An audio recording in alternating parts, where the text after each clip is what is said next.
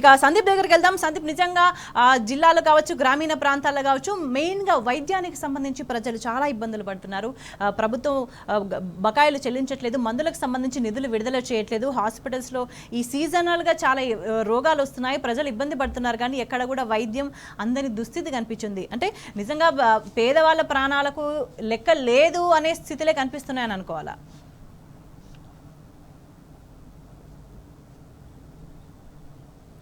ఖచ్చితంగా స్వేచ్ఛ. ఎందుకంటే గతేడాది డెంగ్యూ కేసులు కేవలం ఒక సంవత్సర వ్యాప్తంగా అంటే 2023 సంవత్సరంలో కేవలము 79 డెంగ్యూ కేసులు మాత్రమే నమోదయ్యాయి. కానీ ఇప్పటికీ అంటే ఈ ఏడాది డిసెంబర్ నుంచి మొదలుకుంటే జూలై 28 వరకే ప్రభుత్వ లెక్కల ప్రకారం ప్రభుత్వ ఆసుపత్రిలో చికిత్స పొందుతున్న వారు డెంగ్యూ కేసులు దాదాపు 209కి పైగా నమోదయ్యాయి. ఇది ఓన్లీ ప్రభుత్వ ఆసుపత్రులు. ఇక ప్రైవేట్ ఆసుపత్రులు అదనం. మరి ఈ రకమైనటువంటి తీవ్రత ఉంది.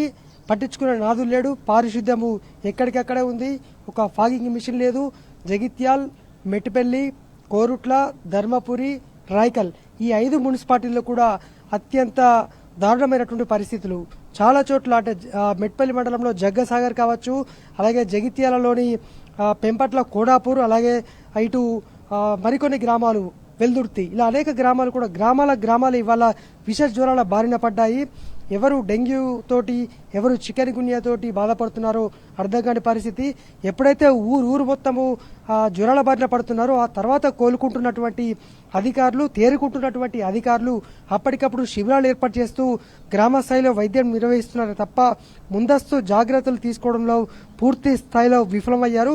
మరోవైపు కలెక్టర్ ఉదయం నుంచే ప్రతి ఒక్క ఏఎన్ఎంతో పాటు ఆశా వర్కర్ ఉదయం 7 గంటల నుంచి రాత్రి 9 గంటల వరకు వర్క్ చేయాలని చెప్తున్నప్పటికీ కూడా అది క్షేత్రస్థాయిలో అమలైనట్టు మనకు కనిపించట్లేదు. ఎందుకంటే రోజుకు డెంగ్యూ, చికెన్ గున్యాతో పాటు వైరల్ ఫీవర్లు విజృంభిస్తున్నాయి తప్ప తగ్గుడు మాత్రము లేదు. కొన్ని గ్రామాలు ఒక ఇంట్లో 3, 4 కూడా విష జ్వరాల బారిన పడ్డవారే ఉన్నారు. మరి ఈ క్రమంలో మరి ప్రభుత్వం పూర్తి స్థాయిలో అంటే ఏదైనా గ్రామంలో ఇష్యూ అయిన తర్వాతనే కోలుకుంటున్నారు తప్ప ముందస్తుగా అయితే చర్యలు చేపట్టడంలో విఫలమైందని చెప్పుకోవచ్చు. అలాగే ఇటువంటి సమస్యలు వస్తాయని ముందస్తు అంటే అధికారులకి ఒక అంచనా అనేది ఉంటుంది. దానికి సంబంధించి ముందస్తు చర్యలు తీసుకోవాలి, ఇటువంటి సమస్యలు రాకుండా చేయాలి అని ఒక ప్రణాళికాబద్ధంగా వెళ్తే ఇవాళ ప్రజలు ఈ స్థాయిలో ఇబ్బంది పడే సిచ్యువేషన్ ఉండేది కాదేమో.